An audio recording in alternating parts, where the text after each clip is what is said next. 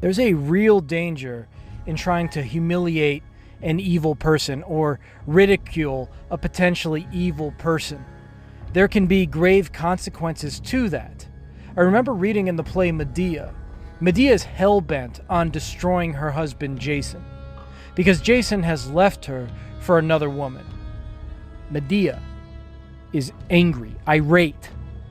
She's humiliated. At one point in the story, she says, even the slaves and the stones in the walls of the city are laughing at me. All Corinth knows. The slaves talk of it. The old stones in the walls have watched and laughed.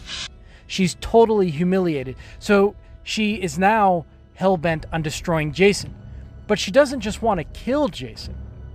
She wants to make him suffer forever, as long as possible. She calls Jason to her, and she says to him, "Do you love our two sons?" And Jason says, "I love them more than anything." "You really love them?" "They're my whole life," Jason says. "My sons are my life." Come.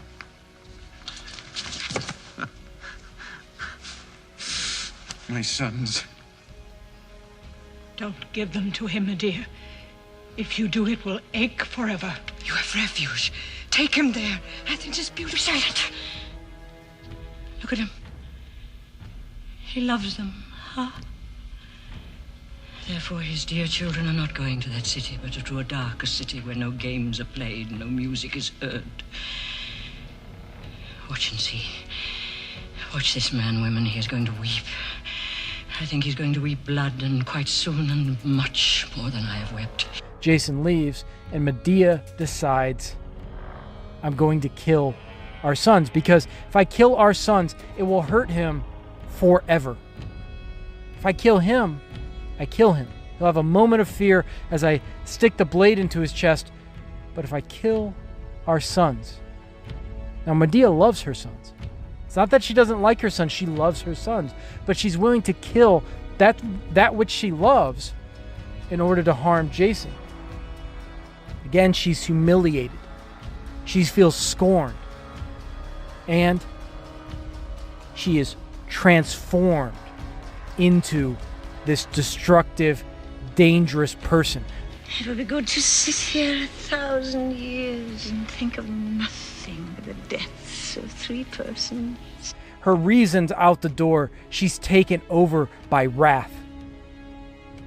I remember also reading C.S. Lewis's Screwtape Letters, and in the intro to that book, he quotes Thomas More and Martin Luther. Thomas More said, "The devil, that proud spirit, cannot endure to be mocked." Luther said, "The best way to drive out the devil, if he will not yield to text of scriptures, is to jeer and flout him, for the devil cannot bear scorn." I disagree. The devil doesn't shrivel and shrink when it feels scorn, when it feels humiliated. Maybe some devils do, potential devils do, but most devils, when you humiliate a devil, the devil mutates, it grows. It will prove to you that it is worthy of respect, and it will do so via violence many times. Comic book authors know this very well. Now, I know the Joker's backstory is shrouded in mystery, but in the movie that just came out, it's interesting that one of the things that sets him over the edge is people are mocking his stand-up performances, or they're not laughing at his jokes. And this causes him to become the Joker everyone fears. And I'll tell you this, not everyone is awful. But you're awful. Me? I'm awful? Oh yeah, how am I awful? Playing my video. Inviting me on the show. You just wanted to make fun of me. You're just like the rest of them. You don't know the first thing about me, pal. Look what happened because of what you did, what it led to. There were riots out there. 2 policemen are in critical condition. You're laughing. You're laughing. Someone was killed today because of what you did. I know. How about another joke, Murray? No, I think we've had enough of your jokes. What do you get I don't think so. when you cross I think a we're mentally done ill with your loner jokes. with That's a it. society that abandons him and treats him like trash? Call the police, I'll Gene. tell you what you get. Call the police. You get what you fucking deserve. If you find a monster, humiliation is usually not very far away. David Koresh, the cult leader in Waco, was dyslexic as a kid, and his classmates called him Mr. Retardo. When Pol Pot visited Vietnam, he was in Saigon, he said he felt like a dark, dirty monkey from the mountains. When he visited Saigon, he said he felt like a dark monkey from the mountains. Cambodia's political culture is steeped in resentment towards its neighbors and its racial neighbors. It's steeped in a deep feeling of being a lesser culture. Mussolini was a late speaker, and his mother actually thought he was a mute and possibly retarded.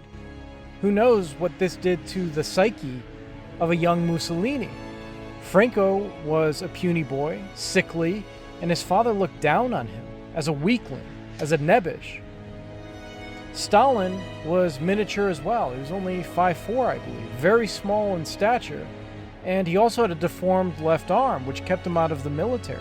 Again, it's not an irrational conclusion to reach that they possibly felt humiliated for these defects and their stature. Humiliation, feeling like an outcast, these can provoke someone who's potentially evil into their full form. We have to be very careful who we insult and what we say about people. We have to be very careful about trolling and poking people, because you never know who you're poking. Yes, a lot of people are humiliated and they shrink away, but not everybody. It's much better to treat everyone with respect, even those who have potential evil in them. You treat evil with respect and you don't mock evil, because evil, again, can mutate when it's humiliated. You need to respect the devil. You need to respect Satan. You need to respect those who can kill you, not because they're good, but because they're powerful. Even though they're evil, they're powerful. And obviously, you don't know if someone has an underlying mental illness that you can exacerbate, that you can trigger into a monstrous form of psychoticism. I was thinking about this more because this feeling of humiliation isn't just in individuals. It can become a collective humiliation that people feel, like in groups, as nations. It's common knowledge that Germany, after World War I and the Versailles Treaty, which they thought was incredibly unfair to them, and also they thought that the generals turned their back on the nation and humiliated Germany in Europe. Germany's kind of the laughingstock of Europe after World War I. Hitler rises to power saying he'll go back and fix that. We will no longer be humiliated. We will no longer be an inferior power on the world stage, and definitely not in Europe. Hitler rose to power on that feeling of humiliation. This feeling of humiliation can transcend contemporary times. Consider Milosevic in 1989 was parading around the Balkans with a king, the body of a king from 1389. King Lazar, who had lost his life and lost the Battle of Kosovo at the Field of the Blackbirds. It's where Christian Serbs were defeated by the Ottoman Muslims.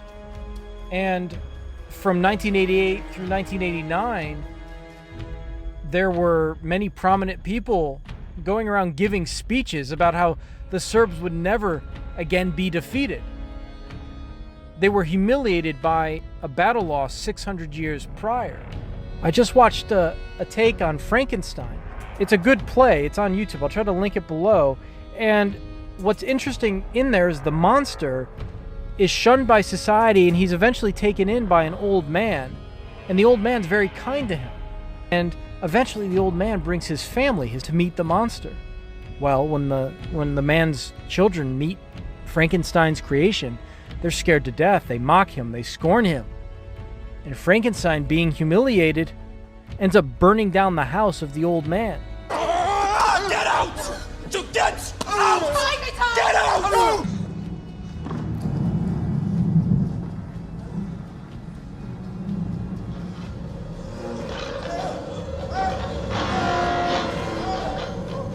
You know, what's really scary is when the devil starts to hallucinate. It's humiliation. I mean, watch the Joker movie. Did any of that really happen to him? Or was he just hallucinating being insulted? Evil people will hallucinate pretexts for war. They'll have to imagine something. Imagine they're under attack from the Jews or the Tutsis. They'll have to hallucinate this to justify their simple desire for murder. There's nothing you can do when someone evil is going to hallucinate that they're being humiliated. You just have to fight them. When I study rare people, when I study people who function at the highest level, I notice they hardly ever jeer or mock. It's very rare. Sometimes they'll do it, but it's very rare that they mock people, and I think this is why. You never know who you're going to set off. I go on Twitter and I see a lot of really intelligent people that seem to lack this wisdom. There's a lot of scorning and jeering and making fun of, and I feel like that's a really dangerous game to play. I'm sure I've been guilty of it a time or two as well, but I try to avoid it. When I met with rare people, they were always very respectful of evil, not because evil's something they looked up to, but because evil was powerful, potent, dangerous. It could do things, ruin societies, ruin worlds. They would always approach evil, the way they talked about, the way they thought about it. It was like something dangerous, like a volcano.